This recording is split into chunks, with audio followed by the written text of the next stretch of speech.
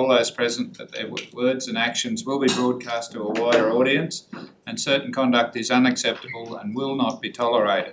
Should any person not wish to be recorded, I advise that they should leave the meeting room prior to any statements being made. Any defamatory statements made are not the position of the Council and remain an individual's opinion. Council accepts no responsibility for any defamatory statements, and all liability remains with the person making the remarks. And secondly, I'd like to acknowledge country. I'd like to acknowledge the Kamilaroi people who are the traditional custodians of this land. I'd also like to pay respect to elders past and present and extend that respect to other Aboriginal people here this evening. And now, if we could rise please for the opening prayer. Almighty God, we humbly beseech Thee to vouchsafe Thy blessing upon this council, direct and prosper our deliberations to the advancement of Thy glory and the true welfare of the people of the Regional Council and Australia. Amen.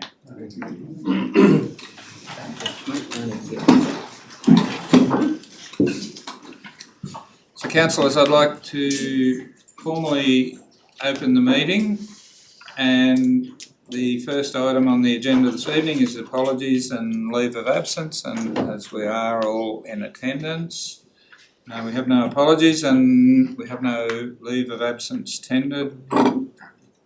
So could we have somebody move those apologies? Councillor Webb and Councillor Maxwell, thank you. Any discussion on those minutes? If not, on those apologies. If not, I'll put the motion. Those in favour? Those against, the motion is carried. Item 2, community consultation, and this is a portion of the meeting that's set aside for members of the community to address the council, and we have 3 members of the community this evening to speak. And for those community members, I've advised that the council allocates 3 minutes for each presentation. And I'd ask you, when you come forward, to just state your name and the matter you wish to speak to. So we'll start with Mr. John Casula. John, if you could come forward to the rostrum, please, and state your name and the matter you wish to speak to. Thanks. John Casulja, and I'm here for the Hills of Gold Wind Farm 7.3. I represent the Hills of Gold Preservation, and first of all, we'd like to commend Tamworth Regional Council's draft submission expressing concerns, objection to Engie's proposed Hills of Gold Wind Farm near Nundle. Council submission raises considerable doubt about whether the proposed site is suitable for such a large-scale renewable development.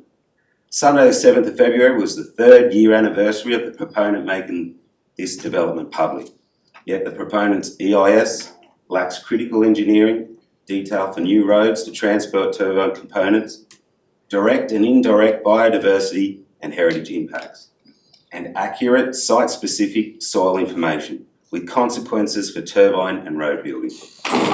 Details are missing on tree removal in the villages and roadside clearing, direct impacts to residents on the transport route from blade trespass, and decommissioning, including landfill.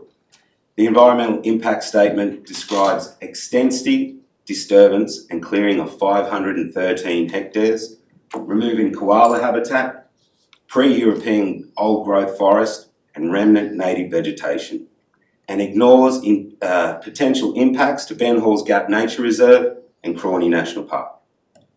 The proposal is surrounded by non-associated landholders, and there are still nearby residents who have yet to be consulted.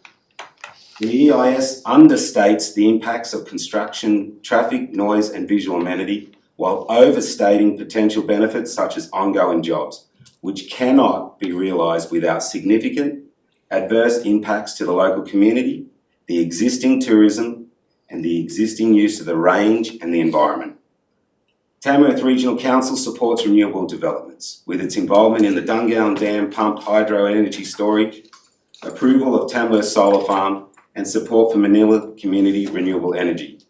Solar projects in the pipeline include Middlebrook Solar Farm and Westdale Solar Farm, demonstrating there are opportunities for renewable energy within our region without risks or unacceptable impacts to the local community, environment, water catchment or water resources. On behalf of Hills of Gold Preservation Inc. and the majority of Nundle Hanging Rock community and businesses, we would like to extend gratitude to Tamworth Regional Council for recognising the flaws and inconsistencies within their EIS.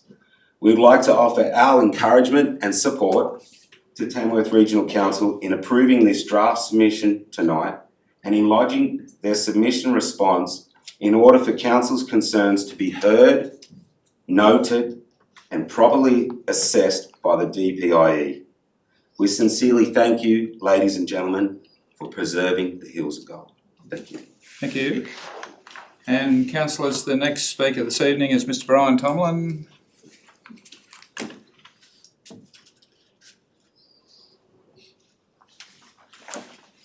And Mr. Tomlin, if you could just state your name for the record and the matter you wish to speak to. Thank you. Brian Tomlin, to speak on the Hills of Gold Wind Farm, 1.3. And I'd also like to thank the council and staff for the quality of their submission. It's identified most of the shortcomings of the EIS and what needs further attention. Council has identified that it's the right idea in the wrong place. The engineering requirements will have a significant impact on the hydrology, the environment and the visual impacts, but I'll concentrate on the hydrology. I lived on the mountain for nearly 40 years and I've got a pretty good idea of how the mountain works. The soil, geology and rainfall combine to make it a very effective big sponge. The ability to recharge the groundwater is crucial to maintaining the flows in the Peel River above Chaffey Dam. The project and clearing along the ridge line has the potential to inhibit the recharge and increase the speed of the runoff and also that means that the recharge just doesn't happen as it should have. And when the rain stops, it's the groundwater which keeps the river flowing. And also the area is prone to landslips. So the engineering required to stabilise the infrastructure and the roadwork may have a significant impact on groundwater flows. When the sponge is full, the water's going to come out. We know that. The question is where. And that's what we need to find out and what has to be addressed in the BIS. The engineering required to stabilise the infrastructure and the roadworks may have a significant impact on the water flows, on the groundwater flows. It will require extensive cutting and filling and compaction and probably piers for the turbines down to bedrock. Now, all that will require very high levels of compaction to ensure that it remains stable. It's not unusual for in wet weather for 4 or 5 acres that hill just to fall down the hill. The site may also require dewatering for the life of the project to ensure that the structures remain stable. Now it's a small portion of the catchment, I know that, but it's what's underneath which is critical. On the eastern side of Crawley Pass contributes much more water to the Peel than the western side. Now all this requires a peer-reviewed, very thorough geological and hydrological assessment, and it's in the interest of Tamworth Council to ensure that the potential hydrological impacts are thoroughly investigated. And we know wind farms can be located somewhere else, but you can't move the catchment. And just an example of the water holding ability of the mountain. A large dam on Nycooma, which is about 50 or 60 metres below the summit of Mount Wangramara. In the 80 to 83 drought, that spring never stopped working. And also in 64 drought, Wangramara sent a lot of their cattle up onto the tops because it was the only place in the district where there was still water. So it just gives some indication of how vital that mountain is to the flows into the Pearl River. Thanks, Mr. Mayor. Thank you, Mr Tomlin. And our last speaker this evening, councillors, is Mr Ian Worley.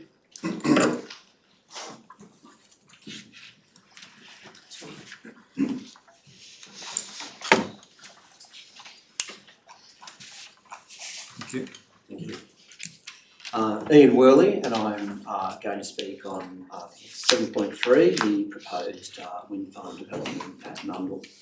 I'd also like to take the opportunity to acknowledge the Kamilaroi people, who are the traditional owners and the enduring custodians of the land that we're on today.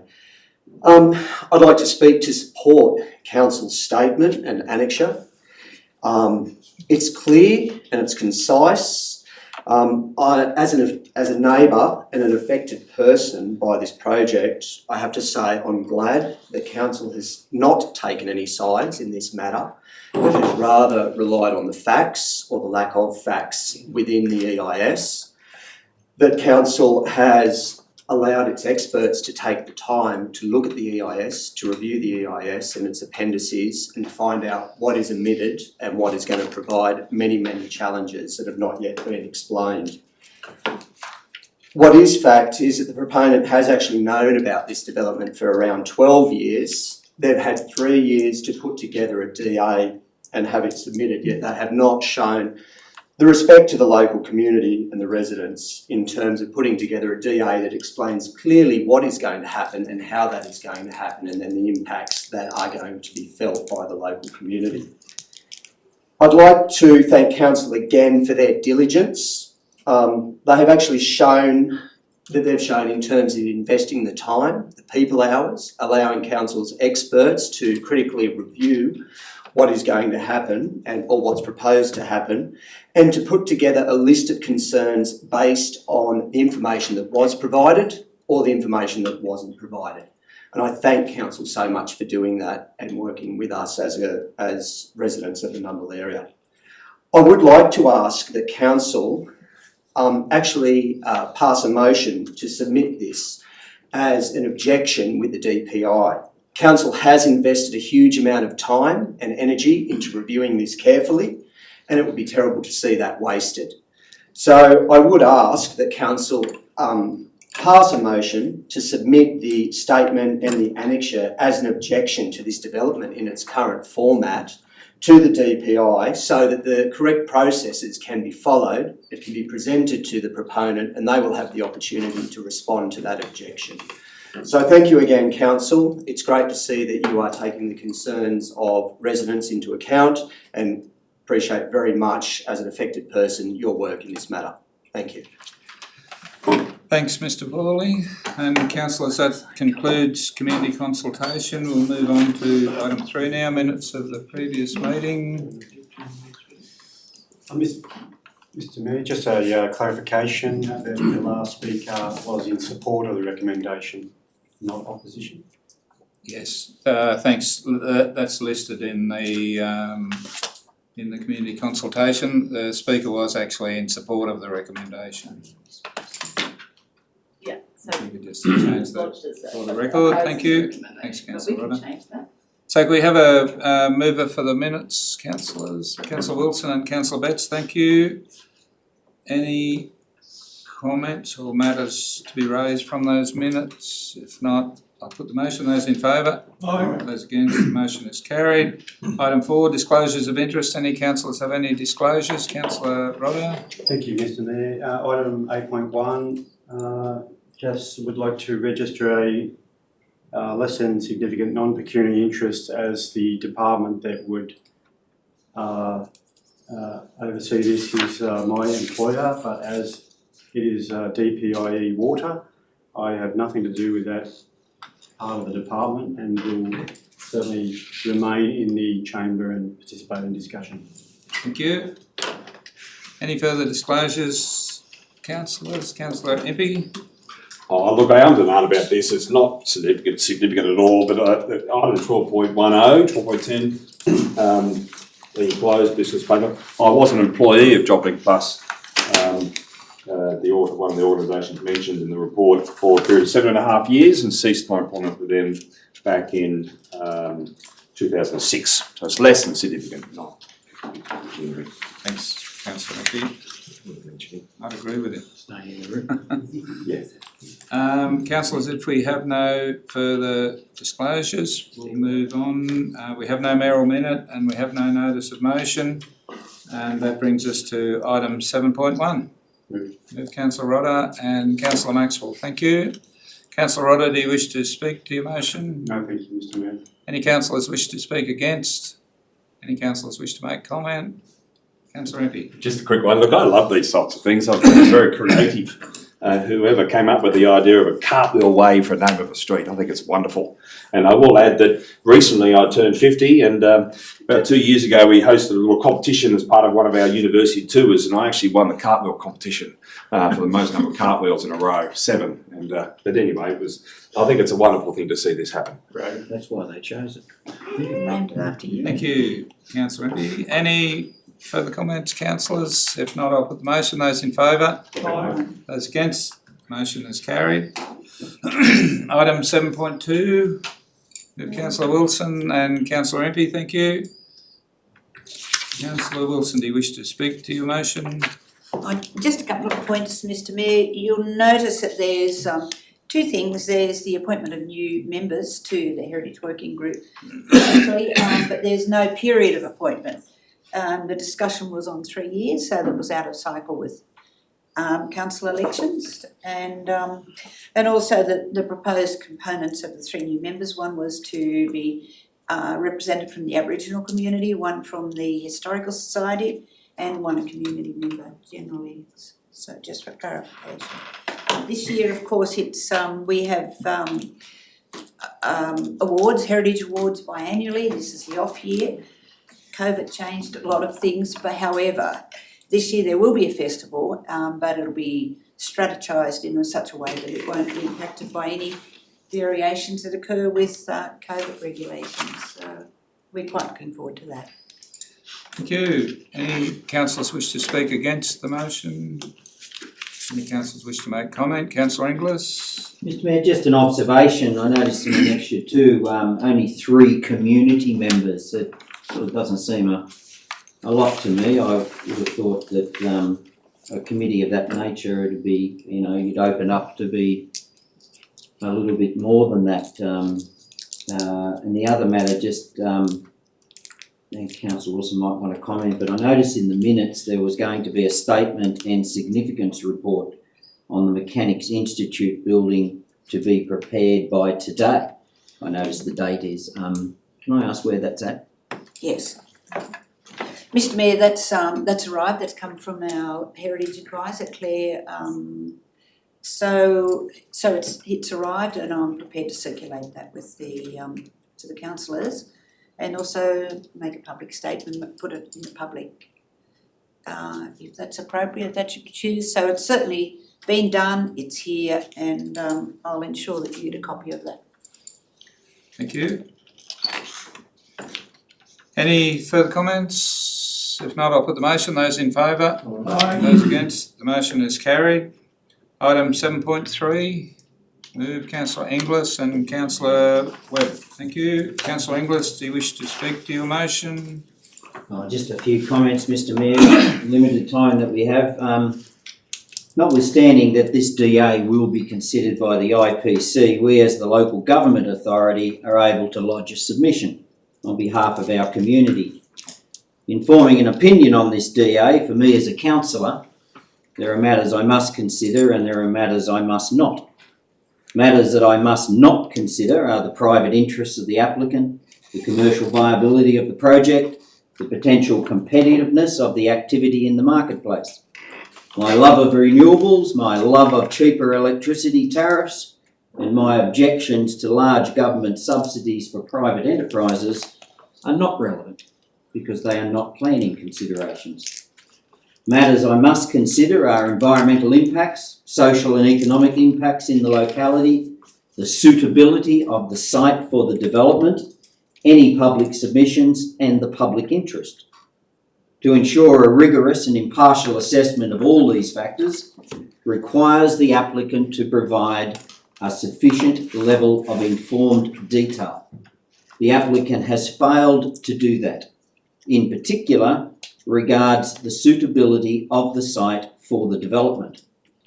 A continual underestimation by the applicant of a wide range of environmental and operational impacts is highly evident.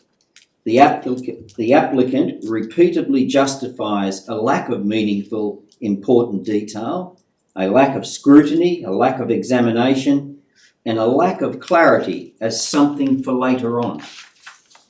We will look at that later in the detailed design phase. Well, a big no to that, because that's not the way it works. The applicant needs to take the environmental impacts and the public interest test of this proposed development far more seriously by providing the evidence and the operational methodologies to show what acceptable success looks like. There are three key components to the project: the construction, the operations, and the decommissioning. Time does not permit me to list all the failings. Council's submission provides good guidance on those failings for those three key areas. Mr. Mayor, this DA in its current form, underpinned by what appears to be a frivolous attitude to the short and long-term public interest test, must be denied.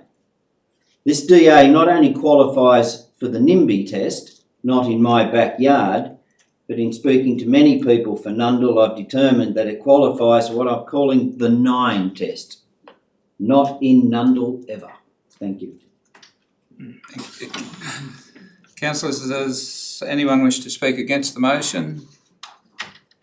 Any councillors wish to make comment? Councillor Rodder. Thank you, Mr. Mayor.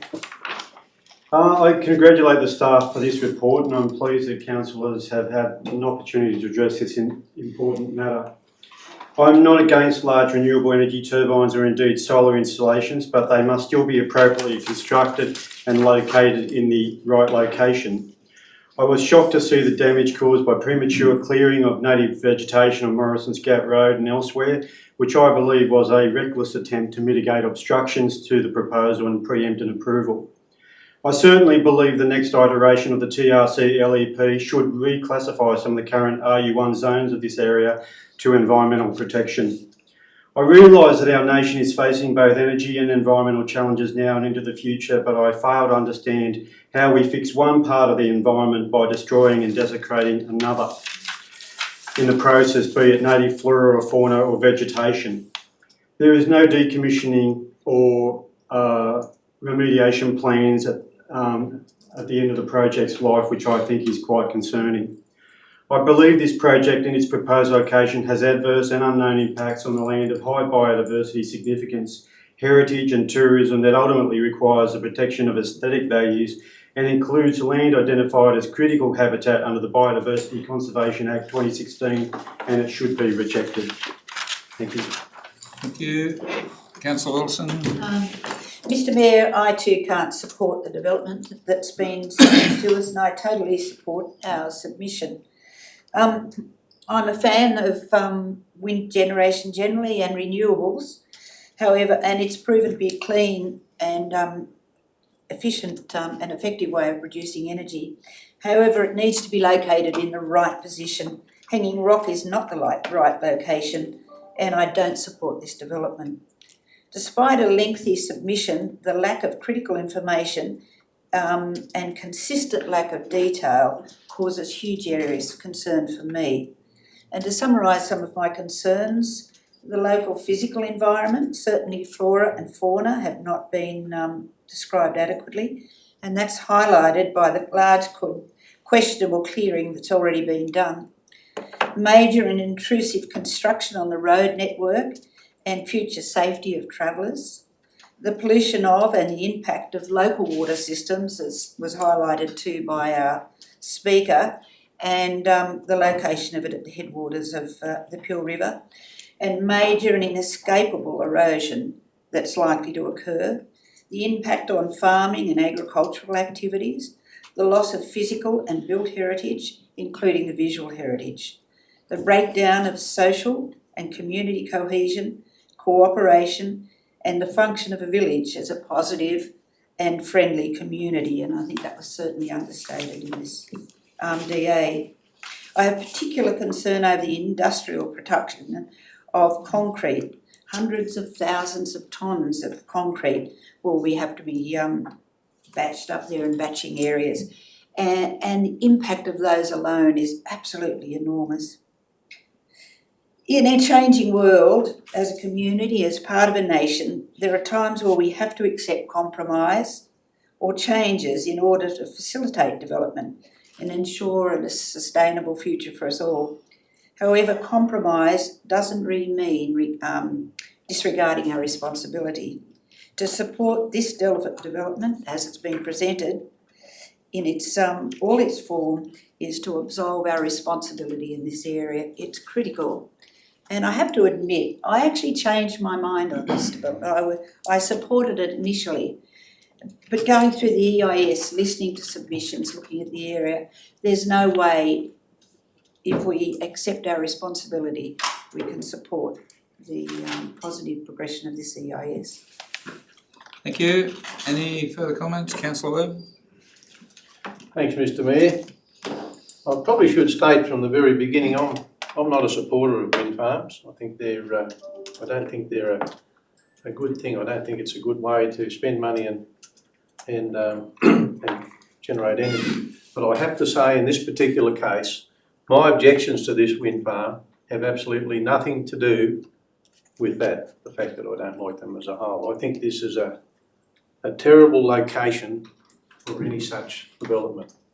I think it's a very sad day for us as a community when we have to consider such a development in such a pristine environment.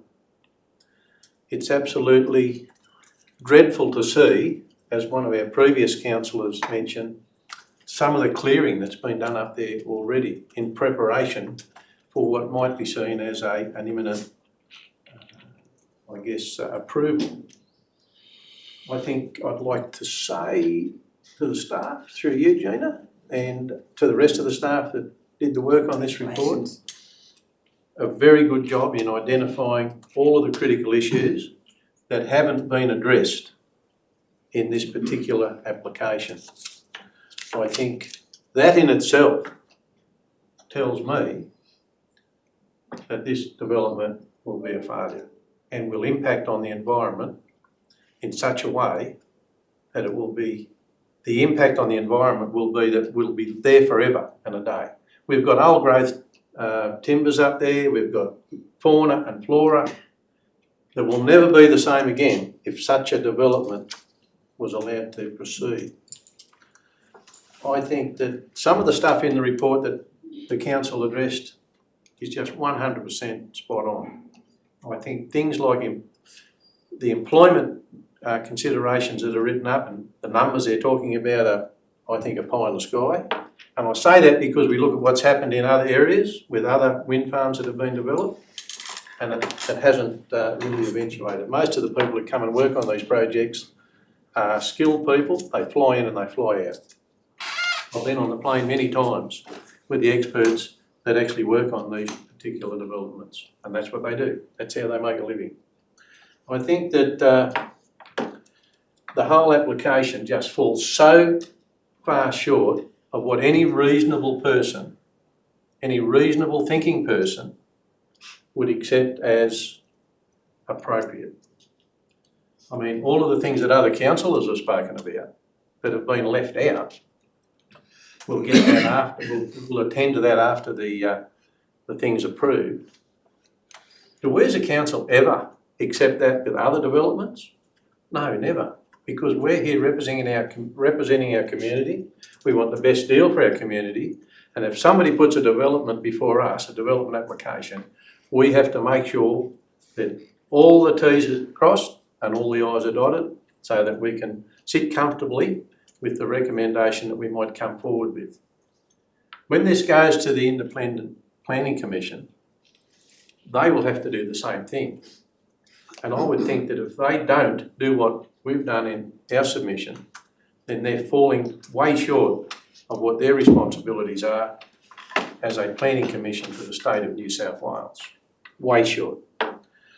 I think what's happened up there already and what is potentially going to happen into the future leans towards environmental vandalism. Simple as that. It's leaning towards environmental vandalism. And I think anybody that could give this support under the current set of circumstances that we've got before us, I would consider them environmental vandals, because they're not taking into account what is going to actually happen to that pristine environment in that area. There was much more I'd like to say about it, but I think the other councillors that spoke before me have probably addressed all of those issues, and there's not much good going over that again.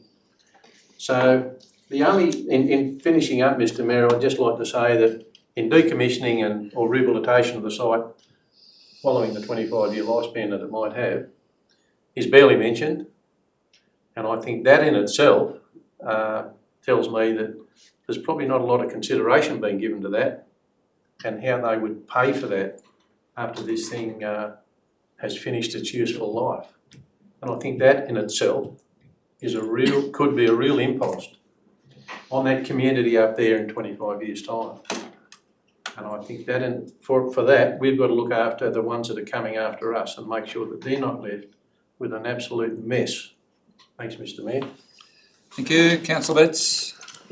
Yeah, thanks, Mr Mayor. I'll be quite brief. The previous councillors have pretty much covered most of the things that I have a concern with, but Mr Tomlinson was the one that sort of touched on the issue that I am very, very concerned about. I looked at the report, and Director, it's been a marvellous report that your team have put together. But the thing that concerns me, having spent a lifetime in the road construction industry, is the lack of information in the engineering aspect of the project, and the possibility, and it's not just for the local Nundle community that this is could be a burden, is that without the attention to the amount of information in that report as far as the geological and the construction processes, that financial burden could fall back on the broader community, and it could be substantial, because the amount of work, roadworks, as you would understand yourself, Mr Mayor, is significant, and if that goes wrong, it could be a huge burden on the broader community. So yes, I agree with my fellow councillors, and I wholeheartedly support the recommendation. Thank you. Any further comments, councillors? I guess from my point of view, this is a project that I actually would like to have seen go ahead, but I'm very comfortable in supporting the recommendation as it's written. There's just too many unanswered questions for me. Renewable energy is one of those things that there just simply isn't a perfect place for it, and whilst there'll always be lots of debate and contention about where is the right place and the wrong place, if we're going to have renewable energy, it has to go somewhere. So whilst I support the recommendation, I still think the project with the right EIS, the right protections, the right set of circumstances that won't put our community to further financial exposure certainly could be achievable. But so in saying that, I'll close the debate, councillors. Councillor Inglis, do you wish a right of reply? Or? No, thanks, Mr Mayor. There was everyone summed it up very well, and no, thank you. Thank you. I'll now put the motion. Those in favour? Aye. Those against? Thank you. That's passed unanimously. Councillors, if any of those members of the community wish to vacate the chamber, we won't feel offended. That you're most welcome to stay if you wish to see our very, very interesting agenda for the next couple of hours. We've got a long drive into the beautiful Bristol Clear Hills after this, so. Thank you for your attention. Thank you.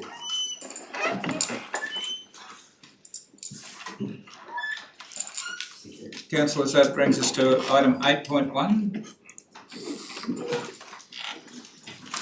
Councillor Inglis and Councillor Wilson, thank you. Councillor Inglis, do you wish to speak to the motion? Oh, Mr Mayor, no, I think Mr Logan sent around an email just to correct the table there on page 13, and he's done that, but the amount of the contribution is correct, so that's all good. But just to make the observation, Mr. Mayor, you know, it's all good stuff, but those integrated water cycle management strategies, how prescriptive is it, eh? It's almost written for you, isn't it? You've just got to fill in the gaps, but incredibly important, particularly in relation to ensuring you don't jeopardise any future grant applications and all the rest of it. But I would just like, my final comment would be, Mr. Mayor, would be, you know, good on Namoi Unlimited. What this is highlighting is the value of a joint organisation, the value of local government authorities working together. This highlights even, you know, pure financial advantage, but there's lots of other advantages as well. So congratulations to the Namoi Group on pushing forward with, you know, good solid regional infrastructure planning and taking on initiatives like this. So well done to the Namoi Unlimited as well. Thank you. Any councillors wish to speak against? Any councillors wish to make comment? Councillors, I'd just like to make one comment. I'd like to commend the work of our joint organisation working group. There's a lot of staff been involved and they're doing some pretty good stuff with relation to water, and I'd like to commend the work that they've done, and the actual saving to council through this collaboration with the joint organisation actually equates to around $148,000 just for this one project. So it's a pretty good deal for this community. So if we have no more discussion, councillors, I'll put that motion. Those in favour? Aye. Those against? The motion is carried. Item 8.2. Move. Councillor Rodda and Councillor Maxwell, thank you. Councillor Rodda, do you wish to speak to the motion? Thank you, Mr. Mayor. Any councillors wish to speak against? Any councillors wish to make comment? If not, I'll put the motion. Those in favour? Aye. Those against? The motion is carried. Item 8.3. Move it. Move Councillor Betts and Councillor Tickle, thank you. Councillor Betts, do you wish to speak to the motion? Just briefly, Mr. Mayor, excellent report. As it always is, it's very informative and keeps us up to date. Just one of the things that came out to me was the number of evaporative air conditioners that have been maintained, and it was a fairly significant cost, but we haven't, and it was very, very difficult to quantify the kilolitres saved there. But just watching the last little heated event that we had, the temperature rose, it did have a significant increase in our water, and I think and we all know from some of the studies that the evaporative cycle air conditioners not maintained properly could be contributing to a significant usage of our, or loss of our water. So I commend the whole report and just, if we can, trying to get some quantification on the savings of the evaporative coolers, because I think they are a significant impact. Thank you. Any councillors wish to speak against the motion? Any councillors wish to make comment? Councillor Tickle? Thank you, Mr. Mayor. Very thorough report and great outcomes, and people taking advantage of our rebates, which I'm wondering actually when they're all going to be revisited, because we've had a period where people have embraced it, and as I said, the evaporative coolers, lots of tanks going in. But there are many, many more tanks going in, and recycling systems and what we see in the report, because we have to be reminded this is only when people actually apply for a rebate, and it is a great incentive. I'm just wondering in relation to sensor taps, and council have installed many in our facilities, which is great. I'm just wondering if that is now our policy to have the sensor taps in all our facilities, any refurbished or new facility that we have them right through, if we just have that assurance, because they certainly do make a difference. I know that we have showers that are on timers out at our sports precinct and at the basketball stadium, and all of that does help to save water. And sensor taps. Oh, and I'm just going to take the opportunity while we are on water. There's been a lot of commentary, and of course it's on everybody's lips, the water situation, Chaffey Dam, Dungowan Dam. it's very disappointing that people still don't realise that council does not own Chaffey Dam and we do not own the water. So many times, even up the street, people start blaming council again, and we do all that we can do. We've had lots of publicity, we've been in the media to say what we do, but still a very, very basic point that council does not own Chaffey Dam and the water does not seem to be filtering through and to all parts of the community, just nowhere in particular. I've been approached from people from all over the area and in town, mostly people that are in the residential area. So I'm not sure what else we can do, but I think that we all have to just keep reminding people and through the media wherever we can, we do not own Chaffey Dam and the water. It's the state government. Thank you. Any further comments, Councillor Wilson? Mr Mayor, our council's done a fabulous job of making people aware of the necessity of saving water, and the programs we've put in place, I think, are a perfect example for other councils. However, as there are city-centric relocators happening now, I think it'd be quite a cultural shock to come from a place like Pennant Hills and suddenly discover that water's not, the water is a conversation.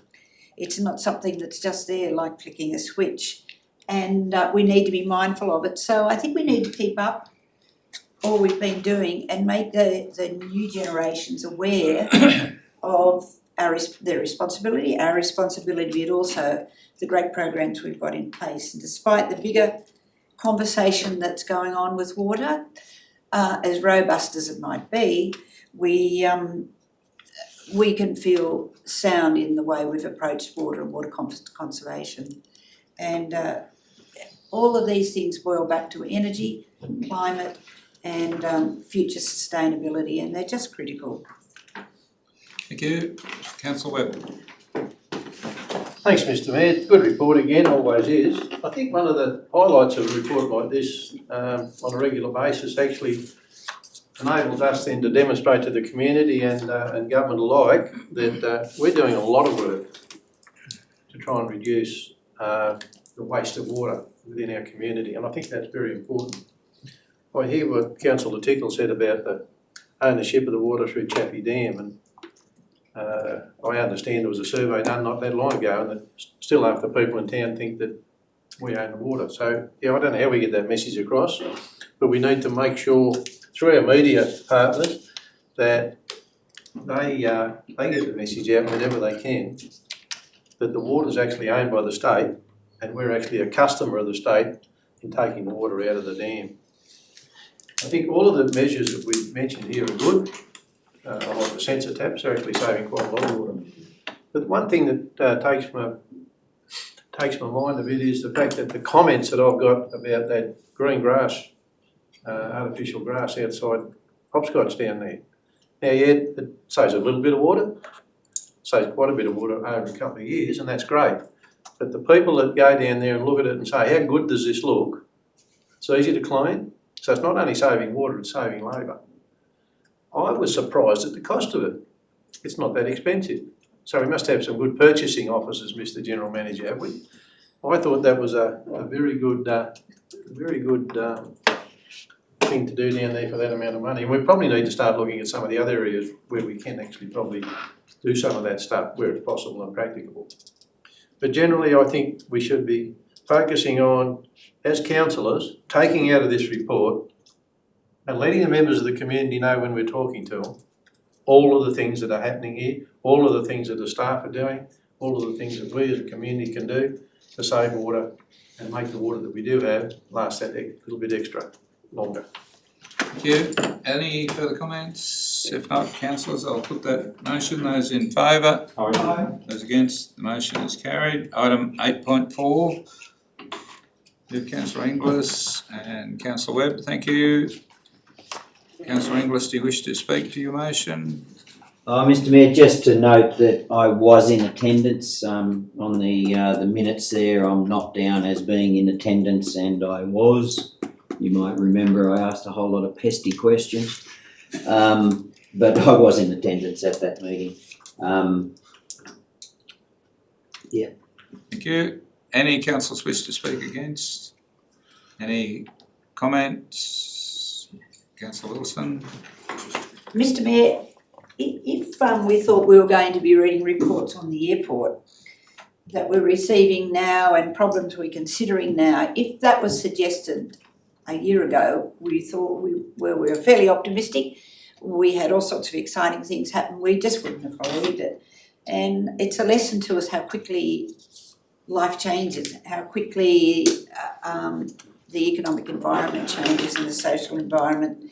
And I don't think you could sum it up on any infrastructure more accurately than the airport demonstrates for us, how it's affected us in so many ways, so unpredictably, despite such good planning and a good strategy and working habits. It's actually a lesson to us that I guess that old scout adage is that we need to be prepared because life changes very quickly. Thank you. Any further comments, councillors? Councillor Webb?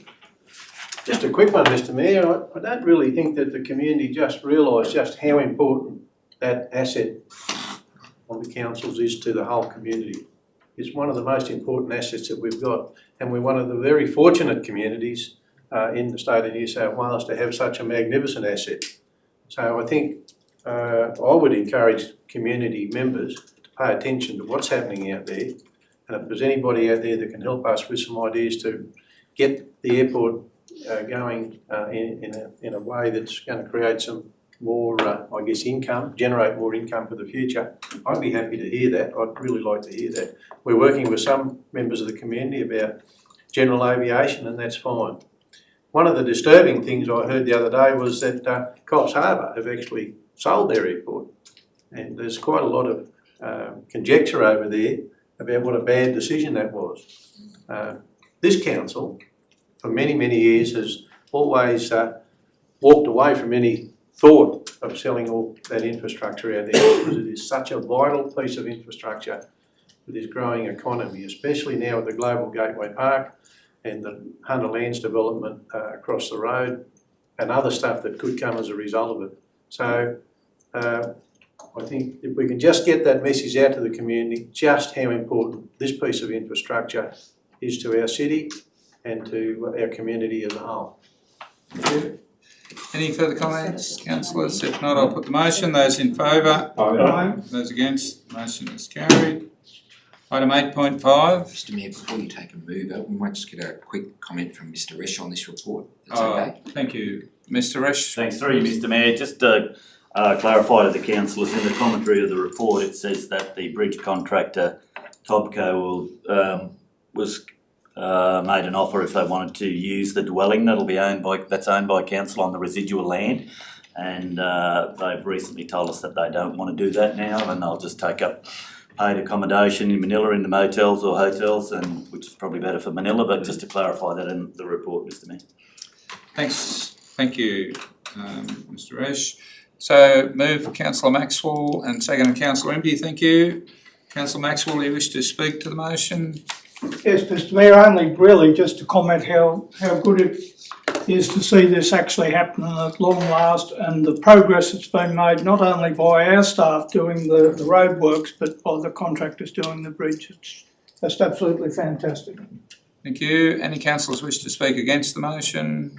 Any councillors wish to make comment? If not, I'll put the motion. Those in favour? Aye. Those against? The motion is carried.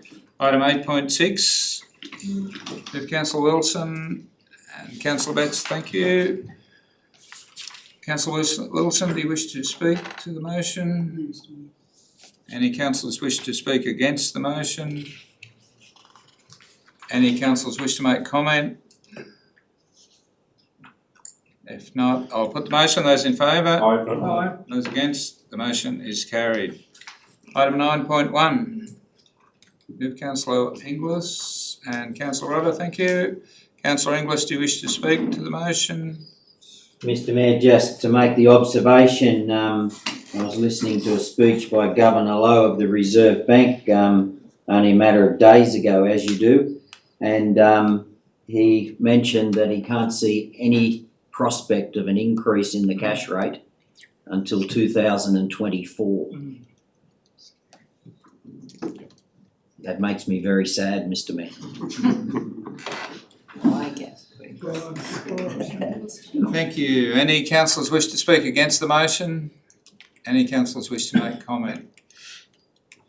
If not, I'll put the motion. Those in favour? Aye. Those against? The motion is carried. Item 9.2. We have Councillor Tickle and Councillor Webb. Thank you. Councillor Tickle, do you wish to speak to the motion? No. Any councillors wish to speak against? And councillors, we need to remind ourselves, part one of the recommendation is that councillor nominate representatives to attend this conference as appropriate. So, before I open the floor for comments, are there councillors wish to attend the conference? Question, Mr. Mayor.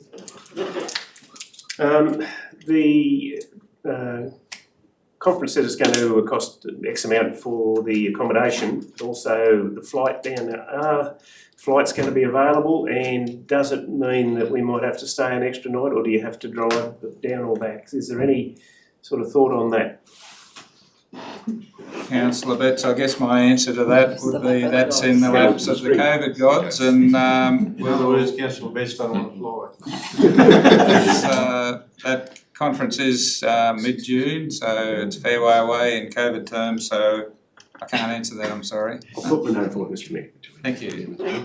And councillors, I'll also put my name forward for the conference, and Councillor Webb and Councillor Wilson and Councillor Rodder and Councillor Tickle. We have one voting delegate at the annual conference. Yes, one voting delegate, and but it is a very there's a lot happens around that that conference, so it's an important one on our calendar.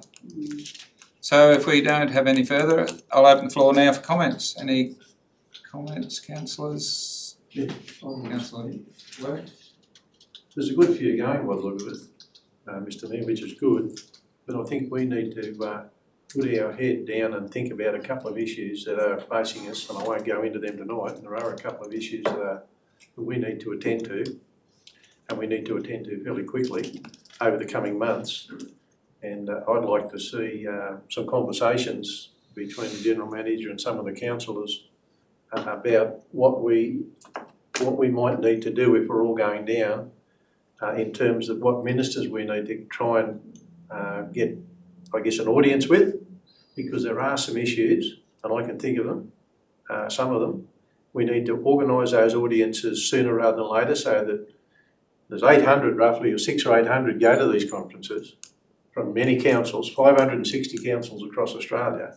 We need to make sure that we get in early, get our appointments in their diaries for discussions on the issues that we need to discuss. And I think we need to identify those over the coming weeks and get those items listed in their diary, so that we can make the journey to Canberra, not just a journey for that conference, but a journey to talk to the ministers down there on the issues that we're facing into the future. I don't want to go into those issues that I'm thinking of now, Mr. Mayor, it's the wrong time, but I'd like your opinion on what I've just said, or your comment. Councillor Webb, I don't disagree with you. I think that's one of the important functions that normally happens at that time, so we will do that in due course. Councillor Wilson? Mr. Mayor, I'd certainly like to preempt one topic for that, and that's the Medicare provider number that we submitted to Local Government New South Wales. It's a federal matter, and that particular instance has had a specialist have his retraction of provider number extended by 6 months. So it's absolutely critical that we submit that as an item that concerns us and regional areas. It's since come to my notice that there are several other communities that are suffering the same imposition because of the AB 19. So if I can just flag that will be an issue I think is critical. Thank you. Any further comments? Councillor Inglis. Mr Mayor, just something, we can have a chat about it later, but in relation to motions, to put up, particularly where we're at with what we're trying to do in the tertiary education sector, but I think one thing that might be worthwhile is, as you know, and we've discussed before, that if you're say a year 12 person and you live in a rural, regional or remote part of Australia, you've got a 45% less chance of attaining any form of tertiary education, which I think that's an appalling statistic. There's two principal reasons for that, and that's the point of what we might talk about, and that is cost and access. And that's based on research from the university sector. The reason for that is cost and access. So when you consider our future in that space, it might be a good time. It's not something just for Tamworth, it's something across Australia, that one. That, you know, clearly there needs to be a specific national strategy for regional, rural and remote people, kids, to try and get that number down. You know, 45% less chance of getting a tertiary or a higher education qualification. That's a dreadful statistic. So we might have a chat, and because we've got till next month, but that might be something I think we could build a good case, because that's across Australia, that problem. Thank you. Any further comment? If not, I'll put the motion. Those in favour? Aye. Those against? The motion is carried. Item 9.3. Move Councillor Maxwell and Councillor Tickle. Thank you. Councillor Maxwell, do you wish to speak to the motion? No, Mr Mayor, self-explanatory. Any councillors wish to speak against? Any councillors wish to make comment? If not, I'll put the motion. Those in favour? Aye. Those against? The motion is carried. Item 9.4. Oh no, beg your pardon. Item 10.1. Move Councillor Wilson and seconded Councillor Impey. Thank you. Councillor Wilson, do you wish to speak to the motion? Councillor Impey, do you, any councillors wish to speak against? Any councillors wish to make comment? Councillor Inglis? Mr Mayor, just a quick shout out for the Tamworth mountain bikers. They have done an incredibly great job up there. It's the amount of I don't know how many volunteer hours has gone into what they've done up there, but it's be absolutely enormous. There's some very dedicated people, but aren't they building up just a wonderful asset? And so just a shout out for the great work from that club up there. Yep, thank you, Councillor Inglis. Any further comments? If not, I'll put the motion. Those in favour? Those against? The motion is carried, and that brings us to item 11. And before I call for a motion to consider items 11.1 through to 11.10 in closed council, I'll make an offer to any of those members of the public. Do you wish to have any matters brought forward to open council, or any members of the council wish to have any matters brought forward? If not, we'll take a motion to move into closed council to consider those. Councillor Betts and Councillor Maxwell, thank you. Those in favour? Those against? Motion is carried.